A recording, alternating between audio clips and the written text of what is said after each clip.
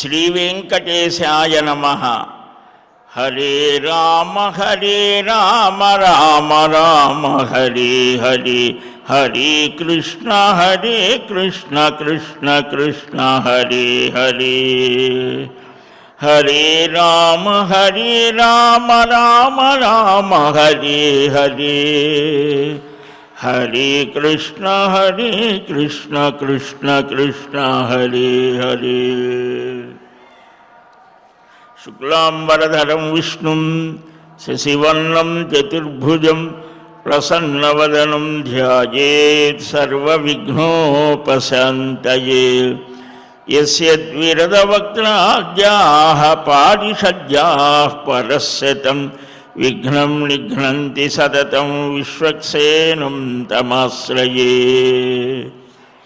నమః శ్రీ వెంకటేశాయ నమో బ్రహ్మోదరాయ చ, నమః శాంతాయ కృష్ణాయ నమస్తే అద్భుతకర్మణి అప్రాకృత శరీరాయ శ్రీనివాసాయ తే నమః. నారాయణం నమస్కృత్య నరం చైవ నరోత్తమం దేవీం సరస్వతీం వ్యాసం తతో జయముదీరయేత్. కృష్ణాయ వాసుదేవాయ దేవకీనందనాయ చ, నందగోపకుమారాయ గోవిందాయ నమో నమః. శ్రీలక్ష్మీవల్లభారంభాం విఖనో మునిమధ్యమాం అస్మదాచార్యపర్యంతాం వందే గురుపరంపరాం. అస్మత్శ్రీగురుచరణారవిందాభ్యాం నమః. పరమగురుభ్యో నమః. సర్వగురుభ్యో నమః. భృగురువాచ అత్రోచ్యతే అనృతాత్ ఖలు తమః ప్రాదుర్భూతం తతస్తమోగ్రస్తా అధర్మమేవానువర్తంతే. న ధర్మం క్రోధలోభమోహమీమాంసావృతాదిభిః అవచ్ఛన్నాః ఖల్వస్మిన్ లోకే నాముత్ర సుఖమాప్నువంతి. కృష్ణ, వాసుదేవ, నారాయణ, ముకుంద, మాధవ, శ్రీహరి, పద్మనాభ అనే ఆ పరమాత్మ యొక్క దివ్య నామాన్ని స్మరిస్తే ఈ వెంకటాచల క్షేత్రంలో ఒక ఆనంద స్థితి కలుగుతోంది. అందువల్లనే పురాణాలలో కాలానికి చాలా విలువ ఇచ్చారు.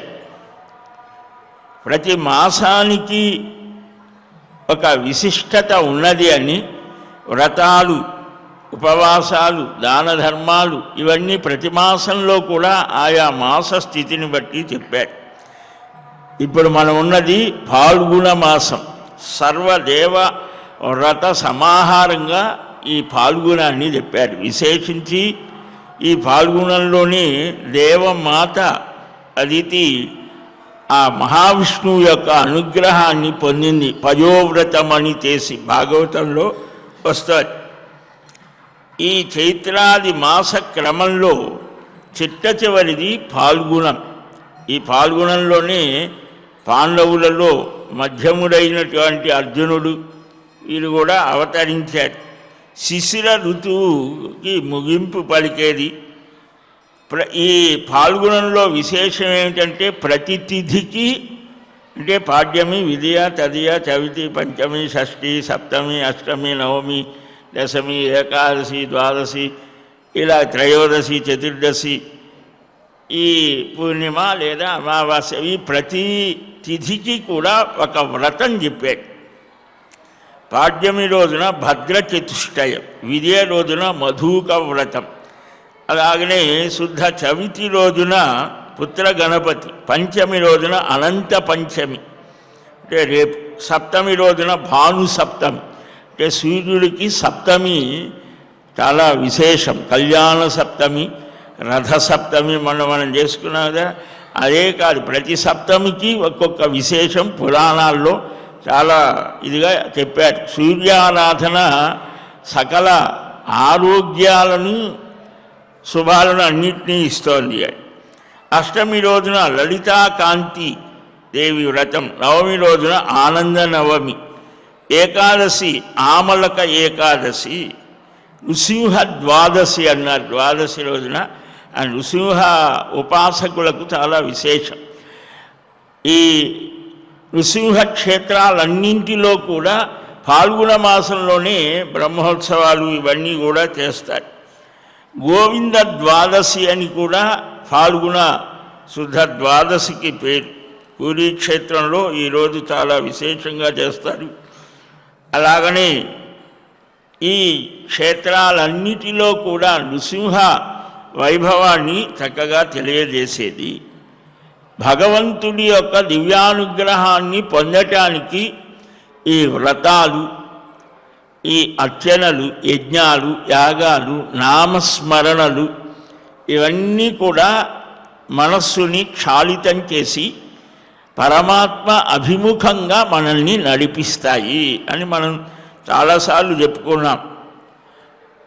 విశేషించి అందువల్లనే పరమ భక్తాగ్రగణ్యుడైనటువంటి నారద మహర్షి, మహాయోగులైనటువంటి సనక సనందన సనత్కుమార సనత్సుజాతులలో ఒకరైన సనక మహర్షిని, సనంద మహర్షిని, వారిని చక్కగా అనేక ప్రశ్నలు అడిగి మన కోసం సమాధానాలని స్వీకరించి అనుగ్రహించారు. ఇక్కడ నారదులు చెప్పడం కాదు, నారదులు శ్రోతగా ఉన్నది నారద పురాణం. నారదుడు అని అంటే జ్ఞానానికి ఆచార్యుడు, ఒక మంత్రవేత్త, ఒక సకల విద్యాధ్యయనం చేసినటువంటి వాడు. ఇన్ని రకాలుగా ఇటు శాస్త్రాధ్యయనము, ఇటు భక్తి ఆచార్యుడు. నారద భక్తి సూత్రాలను ఉన్నాయి. అంటే భక్తి భక్తి అంటుంటాం మనం, విభక్తం కాకుండా ఉండేది భక్తి అని అంటే చెల్లాచెదురు కాకుండా ఉండేటువంటి దానికి భక్తి. పరమ ప్రేమ రూపమైనది అని కూడా చెప్పాడు. అనిర్వచనీయం, అది నిర్వచనం అంటే ఇలాగ ఉంటుంది అని చెప్పలేమని కూడా చెప్పారు. దానికి భక్తి ఆచార్యులు ఉన్నారు. కథాస్మృతి, కథా శ్రవణం, భగవత్కథా శ్రవణం చేయడమే భక్తి అని ఒక మహానుభావుడు గర్గాచార్యుడు. ఇలా భగవద్ ఆరాధన అర్చనమే అని ఒకరు. ఇలాగా వారందరి అభిప్రాయాలు చెబుతూ తాను ఏమనుకుంటున్నాడో అది కూడా చెప్పాడు నారద మహర్షి. కనుక ఆ భక్తి మార్గంలో ఉన్నటువంటి వాడికి ఏ విధమైనటువంటి వ్యత్యాసాలు లేవు. వాడు ఎవరైనా సరే అవిచేత్సు దురాచారో భజతే మా మనన్య భాగ్. ఒక్కొక్కసారి వాడి ప్రారబ్ధవశాత్తు ఏదేదో రకరకాలైన చేయకూడని పనులు చేసి దుర్మార్గుడు అని లోకస్థితిని అనుసరించి అనిపించుకున్నా వాడు బుద్ధి మారి మనస్సు మారి పరమభక్తుడుగా మారవచ్చు అని కూడా, అలా మారుతారు అని కూడా, అలాగ మారినటువంటి వారు మనకు చరిత్రలో అనేక మంది కనిపిస్తారు. జగాయి మధాయి అని కృష్ణ చైతన్య స్వామి ఆయన స్పర్శతోనే బందిపోటు దొంగలుగా పరమ దుర్మార్గ ప్రవృత్తిగా ఉన్నటువంటి వారు కూడా. అంతేకాదు అరణ్యంలో వెళుతూ ఉంటే రామ రాఘవ రామ రాఘవ రామ రాఘవ పాహి మాం కృష్ణ కేశవ కృష్ణ కేశవ కృష్ణ కేశవ రక్షమాం అని స్మరిస్తూ వెళ్తే పులులు, సింహాలు, జింకలు అన్నీ కలిసి ఆయనతో నాట్యం చేశాయి. మనం ఇటీవల కూడా చూస్తాం. ఈ వీటిల్లో మాధ్యమాల్లో హరినామ స్మరణ చేస్తుంటే ఒక జింక వీళ్ళెగిరినట్టుగానే ఎగురుతోంది. అంటే శిశుర్వేత్తి పశుర్వేత్తి వేత్తి గాన రసంఫణి అని ఒక సామాన్యమైన స్థితిలో సంగీతానికే సర్పాలను, శిశువులను అన్నిటినీ నటింపజేసే, నాట్యం చేయించే శక్తి ఉన్నది. మరి భగవన్నామానికి ఇంకా అత్యంతమైన శక్తి ఉన్నది. అందువలనే మానవ జన్మని సార్థకం చేసుకోవడానికి ఈ కలియుగంలో మహతా పుణ్యపణ్యేన ఈ శరీరం ఊరికిన రాలేదు. మనకి పరిణామక్రమంలో అనేక రాయిగా, రప్పగా, క్రిమిగా, కీటకంగా ఆయా జన్మలలో మనం చేసిన పుణ్య విశేషం ఒక ముద్దగడితే అది భగవంతుడికి సమర్పిస్తే మహతా పుణ్యపణ్యేన. ఒక షాపుకి వెళ్ళాం, ఒక వస్తువు కావాలి అని అడిగాం, దాని మీద ఒక రేటు ఉంటుంది, అది తీసుకుంటాం. ఆ వస్తువు తీసుకున్న తర్వాత దాన్ని ఎలాగ వినియోగించాలి మాన్యువల్, దాని వాడేదో స్క్రిప్ట్ ఇస్తాడు కదా, దాన్ని బట్టి మనం ఆ వస్తువుని వినియోగించుకోవాలి. సరిగ్గా వినియోగించుకోకపోతే పాడైపోతుంది. అలాగనే ఈ శరీరం అనేది కూడా భగవంతుడి దగ్గర మనం పుణ్యం అనే కర్మ ద్వారా పొందాం, కొనుక్కున్నాం. మరి దీన్ని ఎట్లా వినియోగించుకోవాలో కూడా ఆయనే చెప్పాడు శాస్త్ర రూపంలో.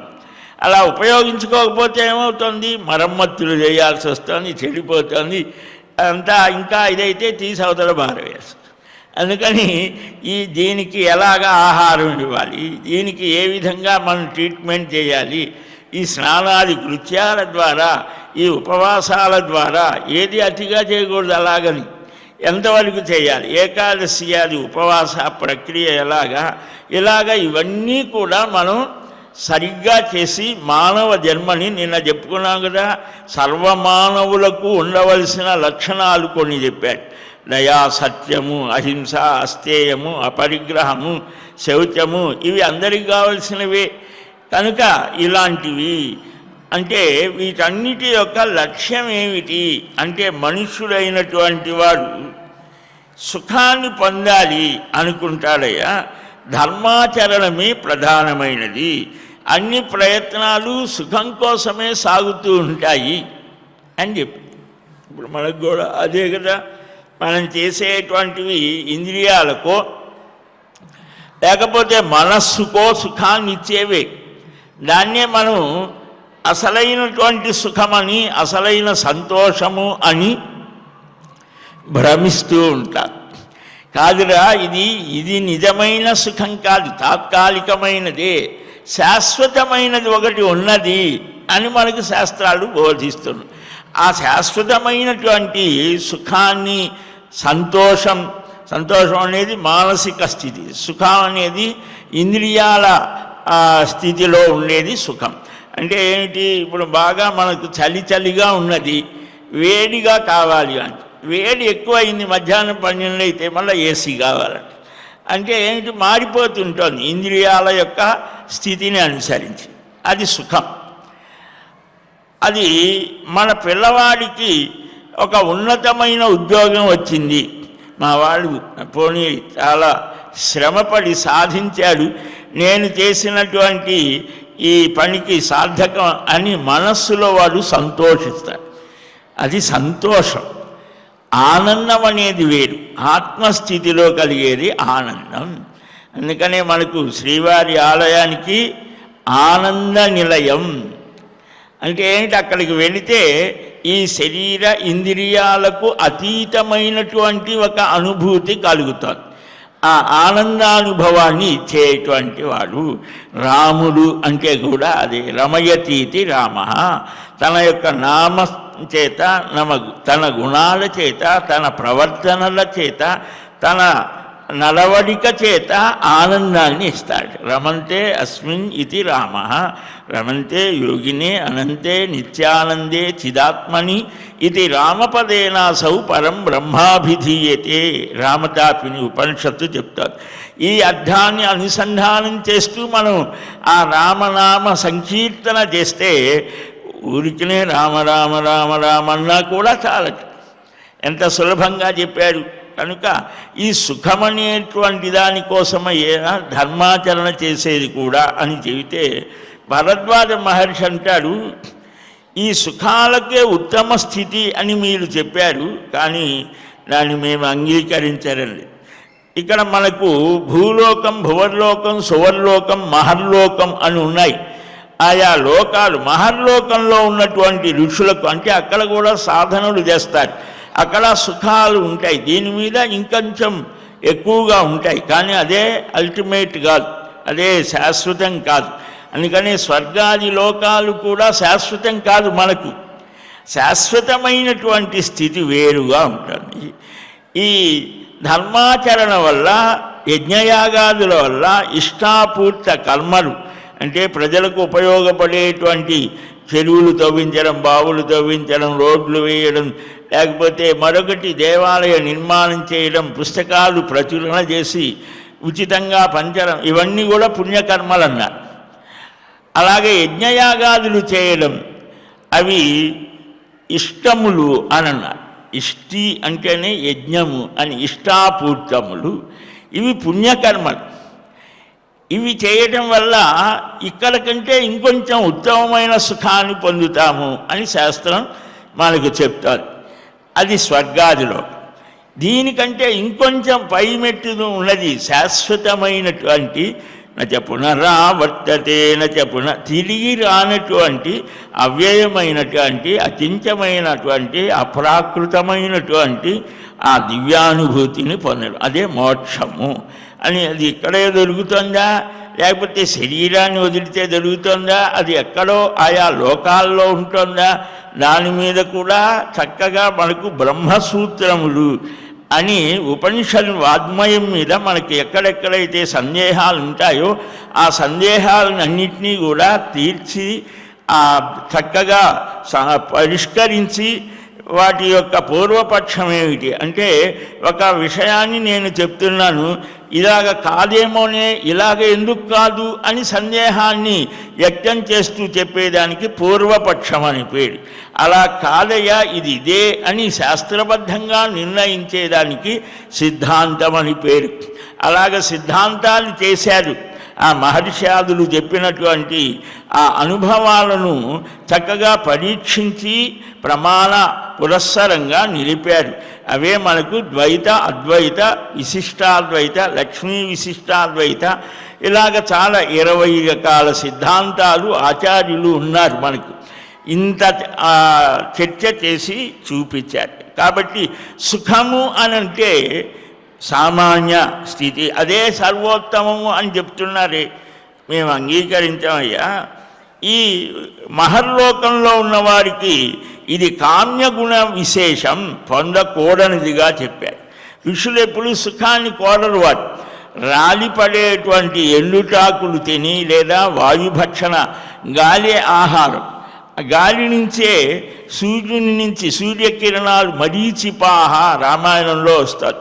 చంద్రకిరణాలు, సూర్యకిరణాలు, వాయువు, వీటిల్నే యోగ ప్రక్రియ ద్వారా మనకు ఆహారం ఎలాగ శక్తినిస్తోందో వారు వాటి ద్వారా పొందేటువంటి ఒక యోగ ప్రక్రియ ద్వారా ఆ స్థితి పొందారు. పొంది ఏం చేశారు వారు అంటే తపస్సు చేశారు. అలాంటి వారికి ఈ సుఖాలనేవి వాళ్ళు అంగీకరించారు.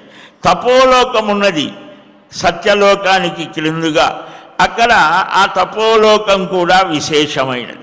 3 లోకాలని అంటే 3 లోకాలని 14 లోకాలని ఆయా స్థితులను బట్టి చెప్పడం జరుగుతుంది. అన్నీ ఒకటే, ఒక్కొక్క స్థితిలో చెప్తారు. దానికి బ్రహ్మగారు ఆయన బ్రహ్మచారిగా ఉన్నాడు అని ఒక స్థితిలో ఉంటుంది.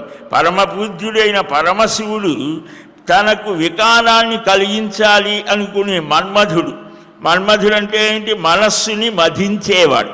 ఒక భావం, వికార భావం మనలో బాగా విపరీతంగా వస్తే దానిని నిగ్రహించడానికి ఎలాగా జ్ఞానము, వైరాగ్యము, వస్తు విచారము ఎంతవరకు కావాలో, కామం అనేది కూడా ఒక శాస్త్రంగా చెప్పారు. కోరిక అనేది, కామం అంటే కోరిక అని, అది ఆ దాంపత్య ధర్మంలో ఎంతవరకు అంతవరకే. అది విపరీతమైతే ఏమవుతుంది, విచిత్ర వీరుడి కథ మనకు భారతంలో వస్తుంది. విపరీత ప్రవర్తన వల్ల ఆయన రాజయక్ష్మ రోగానికి గురయ్యాడు. అదే క్యాన్సర్ అను ఇప్పుడు ఏవేవో అంటారు కదా, అలాగా. కనుక ఈ వస్తు విచారం చేత ధర్మ విరుద్ధోస్మి కామోస్మి భరత ఋషభ, ధర్మ విరుద్ధం కాని కోరిక నేనే అని అన్న. ఎంతవరకు అంతవరకే వినియోగం. ఏదైనా సరే వస్తు వినియోగం కానీ మరొకటి కానీ ఏదైనా ఎంతవరకు మనం వినియోగించుకోవాలో అంతవరకే ఉండాలి. కానీ అది ఎక్కువ అయిపోతే ఏమవుతుంది, మనమే ఉన్నాం. అసలు నేను చెప్పుకున్నాం కదా, స్వీట్ తీయగా ఉన్నది అని ఒక 4 కేజీలు స్వీట్ తిన్నాం అనుకోండి, ఏమవుతుంది, మరుసటి రోజున స్వీట్ తినేటువంటి యోగం ఉండదు. తీపి పదార్థానికి దూరంగా ఉండమంటారు డాక్టర్స్. కాబట్టి తగినటువంటి మోతాదులో ఉండాలి ఏదైనా సరే. కనుక ఆ శివుడు అనంగుని చేశాడు, శరీరమే లేకుండా చేశాడు. ఆ అనంగుడు అంగము లేనటువంటి వాడు రామాయణంలో మనకు వస్తుంది. ఆయన ఎవరయ్యా అంటే మహావిష్ణువు కొడుకే, సాక్షాత్ మన్మథ అంటారు భాగవతంలో.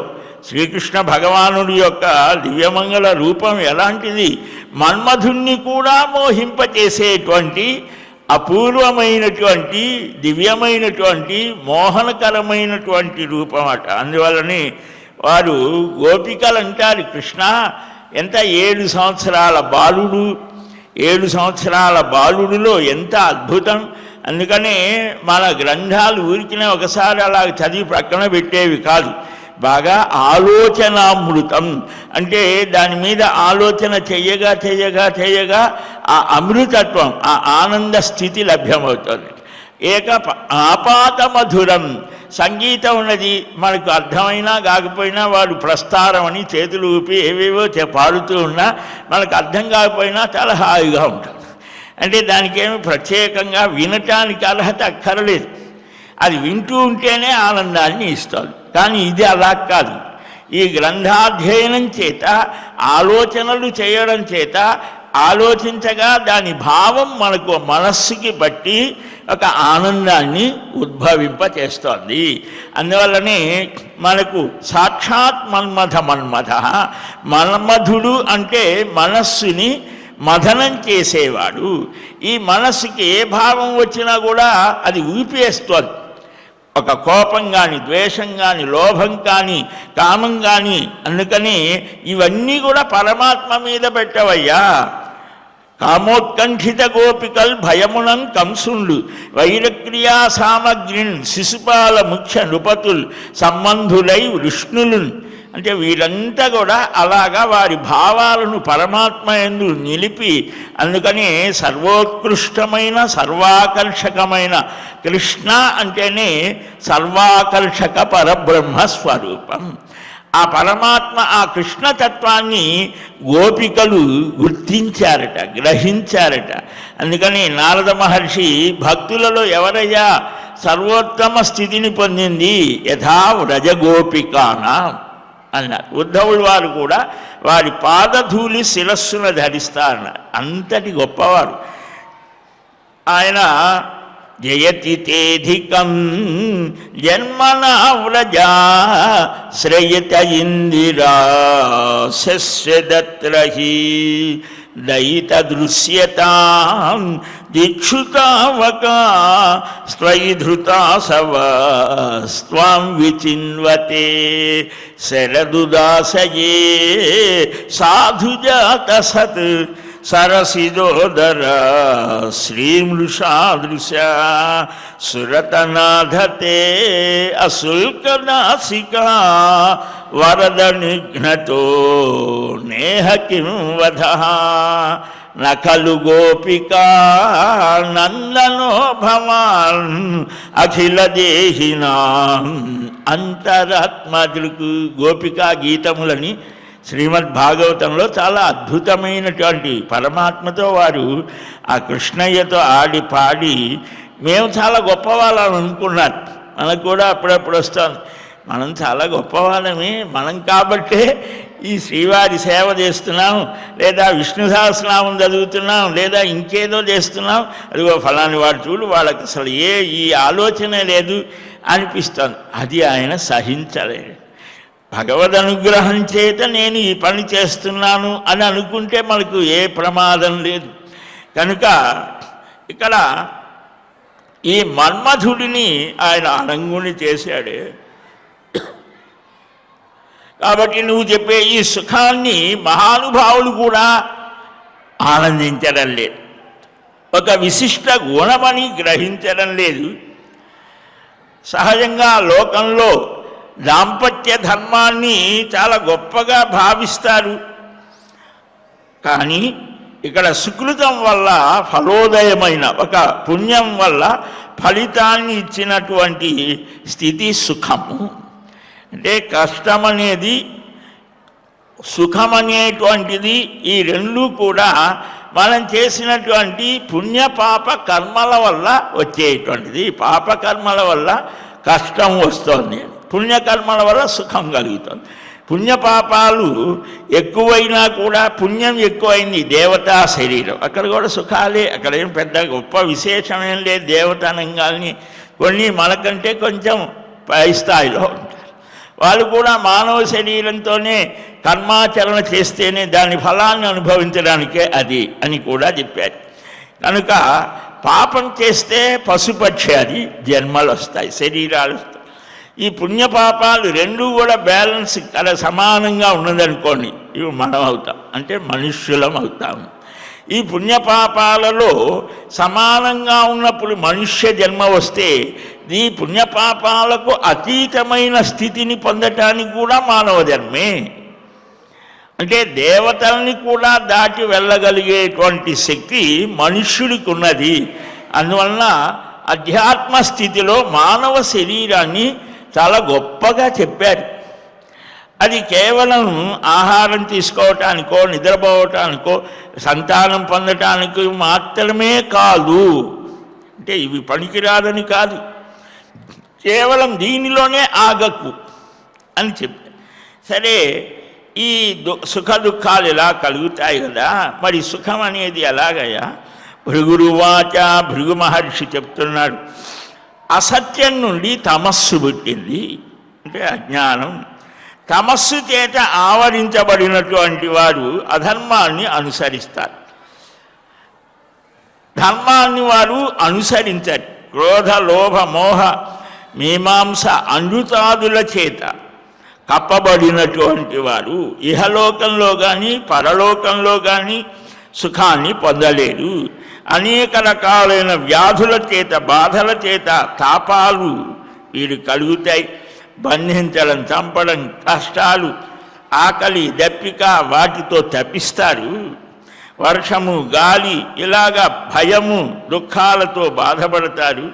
శారీరక, మానసికమైన దుఃఖాలతో కృషిస్తారు స్థితిలో ఉన్నటువంటి వారు. ఈ స్థితి నుంచి సుఖం అన్నారు కదా, ఈ స్వర్గము అనేది ఒకటి చెప్పారు. అంటే ఇతర దాంట్లో అదే గొప్పది అని. ఇక్కడ ఏదో దానివల్ల కూడా కొందరి వారి మత విస్తారం చేస్తే కూడా అక్కడ ఏదో సుఖాలు ఉంటాయి అని దానికోసం చాలా గందరగోళం చేసే స్థితులు కూడా ఉన్నాయి. మనకు అలా కాదు, ఇవన్నీ కూడా అల్పమైనటువంటివే అని చెప్పారు. సరే, ఆ స్వర్గంలో ఏంటి అంటే ఈ శరీర సంబంధమైన మనస్సుకి సంబంధించినటువంటి దుఃఖాలు ఉండవు, ముసలితనం ఉండదు, పాపాలు ఉండవు, సుఖమే ఉంటుంది. సుఖానికి అదొక స్థితి అన్నమాట. పెద్ద పెద్ద స్టార్ హోటల్స్లో సూట్ లాంటిది. స్వర్గం అనేది అంతవరకే దాని పర్పస్. ఇక్కడ మనకు 20 ఏళ్ళు 30 ఏళ్ళు దాటితే, 40 ఏళ్ళు దాటితే, 10 ఏళ్ల క్రితం మన ఫోటో చూసుకుంటే చాలా బాగుంటుంది. ఇప్పుడు చూసుకుంటే మన ముఖం మనకే అసహ్యంగా ఉంటుంది. ఇంకా చిన్నప్పుడు చూస్తే 60-70 ఏళ్ళు వస్తే మనకు అప్పుడు మన చిన్న 20 ఏళ్ళ వయస్సులో ఫోటో చూస్తే నేనేనా, మనవాడు వచ్చి అడుగుతాడు ఈ ఫోటో ఎవరిదిరా చెప్పు అంటే నువ్వే అని వాడు చెప్పాలని మనం అనుకుంటాం. వాడు వీడెవడో పమ్మంటాడు, వీడికి బాధపాకు, నేనేరా అంటే నువ్వు కాదు, నీ ముఖం ఇలా ఎందుకు బాబు అంటే వాడికి ఇంకా బాధ. అంటే ఏంటి, శరీరగతమైనటువంటి మార్పులు ప్రతి 10 ఏళ్లకు మన శరీరంలో ఎన్నెన్నో మార్పులు జరుగుతుంటాయి, మనకు తెలియదు. రక్తం మారుతోంది, అణువులు మారిపోతాయి. ప్రతి 7 సంవత్సరాలకు మన శరీర స్థితి అంతా కూడా మారిపోతూనే ఉంటుంది. కనుక ఈ ముసలితనం ఇవేవి ఉండవు. ఇక్కడ సుఖ దుఃఖాలు, ఈ సుఖమే ఉంటుంది, నరకంలో దుఃఖమే ఉంటుంది, పరమపదంలో సుఖం మాత్రమే ఉంటుంది. అన్ని ప్రాణులకు జన్మనిచ్చేది ఈ భూమి అని అన్నారు. ఈ స్త్రీ కూడా అలాంటిది. అందుకనే భూమాత అని పురుషులు ప్రజాపతి, శుక్రమ తేజోమయం. ఇదే ధర్మానికి, చరిత్రకు లోక నియమమని. ఈ ధర్మ చరిత్ర, ధర్మ నడవడిక నియమాలు ఎలాగా అని కొన్ని చెప్పారు. హోమం చేత పాపం శమిస్తోంది, స్వాధ్యాయం చేత అంటే ఆ వేద ధర్మాలను అధ్యయనం చేయడం చేత శాంతి కలుగుతుంది. దానం వల్ల భోగాలు కలుగుతాయి. ఈ తపస్సు చేత స్వర్గం లభిస్తోంది. దానం 2 రకాలు, పరలోకార్థము, ఇహలోకార్థం. అంటే ఇక్కడ మనం చేసేటువంటి దాన ధర్మాలు ఎంత చక్కగా చెప్పారంటే, దాహం వేసిన వారికి కాసిన మంచినీళ్ళు జలదానం చెప్పారు. జలదానం, ఈ మజ్జిగ దానం, భూదానం, గోదానం, ఎన్ని దానాలు అంటే ఎవరికి ఏది అవసరమైతే అవి ఇస్తే, ఇక్కడ ఇచ్చినటువంటిది మన శరీరం వదిలిన తర్వాత మనకు అక్కడ ఆ యమధర్మరాజు నగరానికి వెళ్ళే దారిలో మనకి ఇవన్నీ దొరుకుతాయన్న. అదండి ఏదో అట్లా చెప్పారు ఇవ్వటానికి అని అన్నారనుకోండి, నిజమే అనుకుందాం. పోనీ వారి దృష్టితో మంచిదే కదా. ఒకరికి ఒక వస్తువు వాడికి లభ్యం కానిది మనం ఇవ్వడం చేత మనకు ఆనందం కలుగుతుంది. మనం ఆహారం మనం తింటే మనకు ఆనందం కలగదు, ఇంకొకరికి పెట్టి తింటే మనకు కలుగుతోంది ఆనందం. దాన్ని అలాగా ఇచ్చి మనం తినేటువంటి దానికే విఘసము అని పేరు. అది అమృతం అట. అంటే దేవతలకు, ఋషులకు, పితృదేవతలకు, అతిథులకు, గోవులకు, ఇలాగ పశుపక్షాదులకు అన్నిటికీ గృహస్థు యొక్క ఆహారంలో భాగం ఉన్నది అని వేదం చెప్తోంది. అలా కాకుండా తన కోసమే, తన పొట్ట కోసమే వండుకొని తింటే కేవలాఘో భవతి, కేవలాది అంటే కేవలం పాపాన్ని వండుకొని తింటున్నావురా. నువ్వు వండుకునేటువంటి అన్నం, నువ్వు తయారు చేసుకున్న అన్నం, లేదా నువ్వు తినే అన్నం ఇంకొకటికి అంత పశుపక్షాదులు, కాకులకో కుక్కలకైనా అంత పెట్టి నువ్వు తినమని చెప్తావు. కనుక చాలా సులభంగా ఈ భోగాలు ఎలాగ దానం వల్ల సత్పాత్ర దానం పరలోకంలో ఫలిస్తోంది, అసత్పాత్ర దానం ఈ లోకంలో సిద్ధిస్తోంది. కనుక అలాగంటే భరద్వాజుడు అంటాడు, కింకస్య ధర్మాచరణం కిం వా ధర్మస్య లక్షణం ధర్మ కతి విధో వాపి తద్భవాన్ వక్తుమర్హతి. ఎవరు ఏ ధర్మాన్ని ఆచరించాలి, ధర్మానికి లక్షణం ఏమిటి, ధర్మం అనేది ఎన్ని విధాలు, ఇన్ని ప్రశ్నలు వేశారు. అంటే భృగు మహర్షి అంటున్నాడు, స్వధర్మాచరణ వలన ఉత్తమ స్థితి కలుగుతుంది, లేకపోతే వారు మోహపాస బద్ధులవుతారయ్యా అని. అంటే అందుకోసమే 4 ఆశ్రమాలు మానవ జీవితానికి చూపించారు. అవి ఏమిటి అని అంటే, మొట్టమొదటిది పూర్వకాలంలో లోకహితాన్ని చేయాలని బ్రహ్మదేవుడు ధర్మరక్షణ కోసం ఈ 4 ఆశ్రమాలలో మొదటిది ఒక గురువు దగ్గర కొన్ని సంవత్సరాలైనా వాడు సేవ చేసి విద్యాధ్యయనం చేయాలి. అది గురుకులవాసం మొదటి ఆశ్రమం. అక్కడ శౌచ సంస్కార నియమ వ్రతాల చేత మనస్సుని నిగ్రహించి ఈ ఉదయము సాయంత్రం సంధ్యా సమయాలలో సూర్య అగ్నులను ఆరాధించి సోమరితనం లేకుండా, ఆలస్యం లేకుండా గురువుకి నమస్కారాలు చేస్తూ బ్రహ్మచర్య దీక్షతో ఉండి గురు సేవ చేస్తూ నిత్యము భిక్షాచరణ చేస్తూ, అంటే అహంకారాన్ని పోగొట్టుకోవడము అన్నమాట. ఆ భిక్ష చేత సంపాదించినటువంటి ఆహారాన్ని గురువుకి నివేదించి, అంటే గురువుగారికి చెప్పి ఆయన నువ్వు తీసుకోరా అంటే తినాలిట. ఇంతటి ఆ క్రమశిక్షణ వస్తోంది మనకు. మహాభారతంలో ఆది పర్వంలో మొట్టమొదటిగానే వస్తోంది మనకు ఆ ధౌమ్యోపాఖ్యానం అని. ధౌమ్యుడికి 3 శిష్యులు ఉంటారు.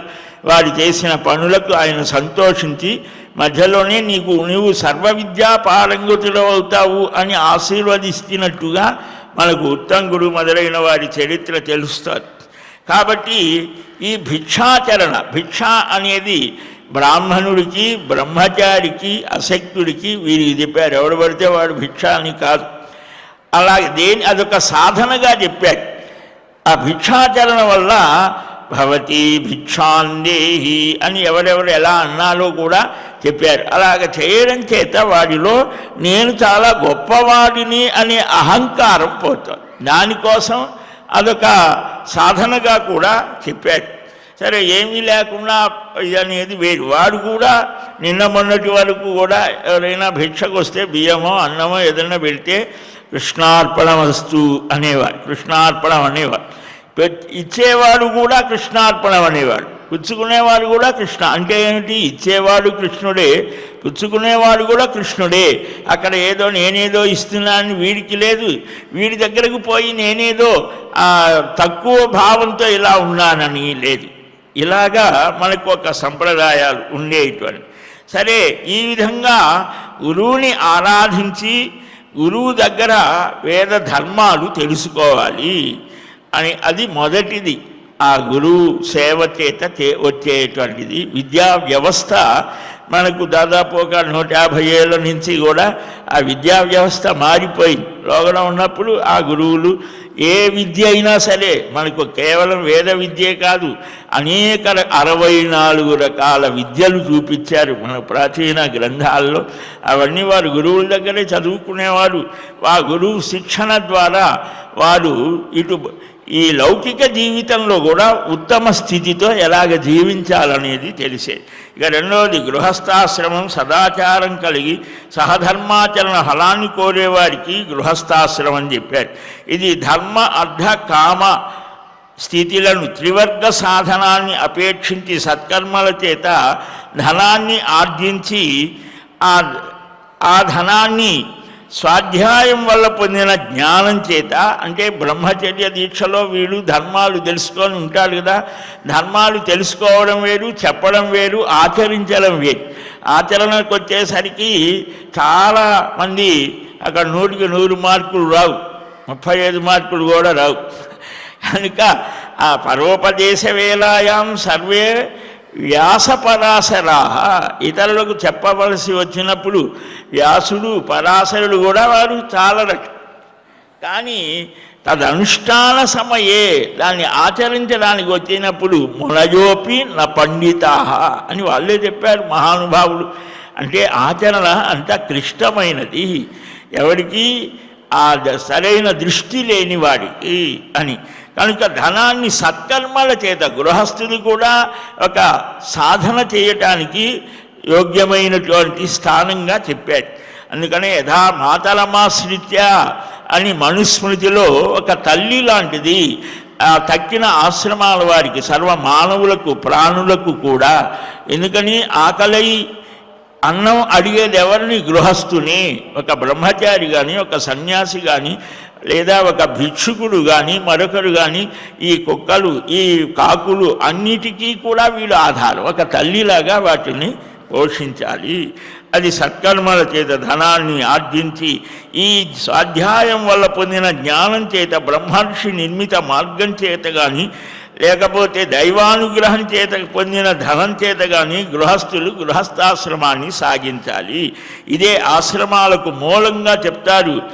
ఈ గురుకుల వాసులు పరివ్రాజకులకు సంకల్పించిన వ్రత నియమ ధర్మానుష్ఠానాన్ని చేస్తూ ఇలాగా గృహస్థాశ్రమంలో ఈ విభాగం ధనాన్ని 4 విభాగాలు చేసి తన కోసం కొంత, గృహస్థుగా కుటుంబానికి కొంత, ధర్మకార్యాలకు కొంత ఇలాగ వినియోగించాలని కూడా చెప్పాడు. అందుకని ఈ మహానుభావులు కొందరు తీర్థయాత్రలు చేస్తూ ఉంటారు. ఆ పుణ్యక్షేత్ర దేశ దర్శనం కోసం భూపర్యటన చేస్తారు. అలాంటి వాడు వచ్చినప్పుడు ఎదురు వెళ్ళి నమస్కరించి ఆనందాన్ని కలిగించి సత్కారం చేసి వారి ద్వారా విషయాలను గ్రహించి ఉండాలి. అతిథి పూజ చాలా గొప్పగా చెప్పారు అన్నమాట. కనుక యజ్ఞం చేత దేవతలను, తర్పణ చేత పితృదేవతలను, విద్యాభ్యాస శ్రవణ ధారణముల చేత ఋషులను, సంతానం పొందడం చేత ఈ ప్రజాపతిని ప్రీతి కలిగిస్తారు. సర్వ ప్రాణుల యందు వాత్సల్యాన్ని చూపాలి అని ఈ చెవుల చేత ఎప్పుడూ కూడా దుర్భాషణలని, చెడ్డ మాటలు చెవి ద్వారా వినకూడదు. వీడికి సాధన చెప్పారు. అనేక రకాలుగా ఒక రోగడు కూడా మనకు వచ్చింది. అక్కడ కొన్ని చెప్పారు, ఇక్కడ కొన్ని చెప్పారు, ప్రతి చోట చెప్తారు. అంటే ఈ మనుష్యుడైనటువంటి వాడు ధర్మబద్ధంగా నడవటం కోసము. ఎనుక పశుపక్షాదులకు వాటికి పాపం లేదు. ఎందుకనంటే వాటికి పుణ్యము లేదు, పాపం లేదు. వాటి యొక్క లోగడ చేసిన కర్మల ఫలానుభవమే ఉంటుంది. మనుష్యుడికి అలా కాదు. కొత్తగా పుణ్యం కానీ పాపం కానీ ఏదైనా వీడు చేసుకునే స్థితి ఉంటుంది. ఆ వాక్కు చేత పరుషంగా మాట్లాడకూడదు. వాక్పారుష్యం అంటే కటువుగా ఎవరితో మాట్లాడకూడదు, పరితాపాన్ని పొందకూడదు, ఎదుటివారిని బాధించకూడదు. అవమానం, అహంకారం, దంభం ఇవి నింద్యములు అని అన్నారు. అహింస, సత్యం, అక్రోధం, తపస్సు ఇవి 4 ఆశ్రమాలు. అంటే అందరికీ కూడా సమానమైనటువంటివి. అంటే చేతులతో కానీ నోటితో కానీ ఆలోచనలతో కానీ ఒకరిని పీడించాలి, బాధించాలి అనే ఆలోచన తగదు. అంటే ఇక సైనికుల్లో లేకపోతే ఇంకా కొన్ని స్థానాల్లో ఉన్నవారికి ఇది అప్లై కాదు, సామాన్య స్థితిలో ఉన్నటువంటి వారికి. కనుక ఈ వారికి ఉండేటువంటివి వారికి ఉన్నాయి. గృహస్థాశ్రమంలో చక్కగా వీరికి కొన్ని అనుమతించారు. ఈ తలస్నానాదులు, ఈ అభ్యంగన స్నానం, భక్ష్య భోజ్య లోక్య పేయ తోష్యాది మంచి మధురమైన పదార్థాలు కూడా వీడు స్వీకరించవచ్చు. అంటే భోగానుభవము అని. విహారం చేత సంతోషం, ఇలాగ ఇవన్నీ కూడా త్రివర్గములు, ధర్మ అర్థ కామములు. ఈ మూడిటి మధ్యనే వీడు ఉంటాడు. ఇహలోకంలో సుఖానుభవాన్ని పొంది పరలోకంలో కూడా సద్గతిని పొందుతాడు. ఉంచవృత్తిని అవలంబించి స్వధర్మాచరణ చేస్తూ కామసుఖాలను వదిలి గృహస్థుడు సులభంగా స్వర్గాన్ని పొందుతాడు. అంటే ఎంతవరకు అనేది ఒక హద్దు చెప్పాడు. సంతానం కలిగిన తర్వాత భార్యాభర్తలు చక్కగా అక్కడ నుంచి సాధన అప్పుడైనా మొదలుపెట్టి భగవత్ సంబంధంగా ఉండాలి అని. ఆ తర్వాత అంటే ఒక్కొక్క దానికి 25 సంవత్సరాలు కేటాయించారు. 25 సంవత్సరాలు బ్రహ్మచర్యం, 25 సంవత్సరాలు గృహస్థు, 25 సంవత్సరాలు ఈ వానప్రస్థం, 25 సంవత్సరాలు సన్యాస, అక్కడి నుంచి పైనది అని. వానప్రస్థ ధర్మాచరణ చేసేటువంటి వాడు ఎలాగ ప్రవర్తించాలి, పుణ్యతీర్థ పుణ్య జలాలని సేవిస్తూ అరణ్యంలో తపస్సు చేస్తూ, అంటే గృహస్థు చేసేవి కొన్ని అతిథి అభ్యాగతులని ఆదరించడం, యజ్ఞయాగాదులు చేయటం, దాన ఇవన్నీ కూడా చేస్తాడు. శరీరాన్ని పెద్దగా పట్టించుకోడు.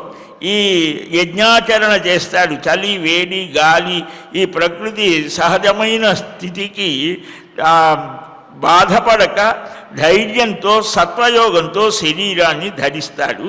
ఇక చివరిది సన్యాస ఆశ్రమం. సర్వాన్ని త్యజించి వ్యామోహాన్ని వదిలి బంగారము, మట్టి బిడ్డ ఒకే విధంగా దాన్ని చూస్తూ శత్రుమిత్ర ఉదాసీనుల విషయంలో సమదృష్టిని ప్రదర్శిస్తూ సర్వ ప్రాణులకు కూడా అభయాన్ని ప్రసాదిస్తూ దైన్య దంభ పరివాదాలను, హింసని విడిచిపెట్టి ఉండాలి. సర్వ ప్రాణులకు అభయాన్ని ప్రసాదించేవాడు సన్యాసి, నారాయణ స్వరూపుడు అని. ఇట్లా చేసేవాడు ఉత్తమ స్థితిని పొందుతారయ్యా అని. ఈ స్వధర్మాచరణ చేసేటువంటి బ్రహ్మచారి కానీ, గృహస్థు కానీ, వానప్రస్థు కానీ, సన్యాసి కానీ వారికి ఆయా లోకాలు ఉంటాయి. ఏది చక్కగా సాగించినప్పుడు అనేది కూడా మనకు ఈ నారద పురాణం అనేక విధాలుగా ధర్మాచరణ విషయంలో చెప్తోంది. అట్టి ధర్మబుద్ధి సర్వమానవులకు ఆ శ్రేయస్పతి అనుగ్రహించాలని వేడుకొన్నాం. శ్రీకృష్ణ గోవింద హరే మురారే, హే నాథ నారాయణ వాసుదేవ గోవింద జయ జయ గోపాల జయ జయ రాధారమణ హరి గోవింద జయ జయ. హరే రామ రామ రామ హరే హరే, హరే కృష్ణ కృష్ణ కృష్ణ హరే హరే. స్వస్తి ప్రజాభ్యః పరిపాలయంతాం న్యాయేన మార్గేణ మహీం మహీషాః. గోబ్రాహ్మణేభ్యः శుభమస్తు నిత్యం. లోకాः సమస్తాः సుఖినో భవంతు. కాలే వర్షతు పర్జన్యः పృథివీ సస్యశాలిని. దేశోऽयं క్షోభరహితో బ్రాహ్మణాः సంతు నిర్భయాः. అపుత్రాः పుత్రిణः సంతు పుత్రిణः సంతు పౌత్రిణः. అధనాः సధనాः సంతు జీవంతు శరదాం శతం. ఏడుకొండలవాడ వెంకటరమణ గోవింద గోవింద గోవింద గోవింద గోవింద గోవింద.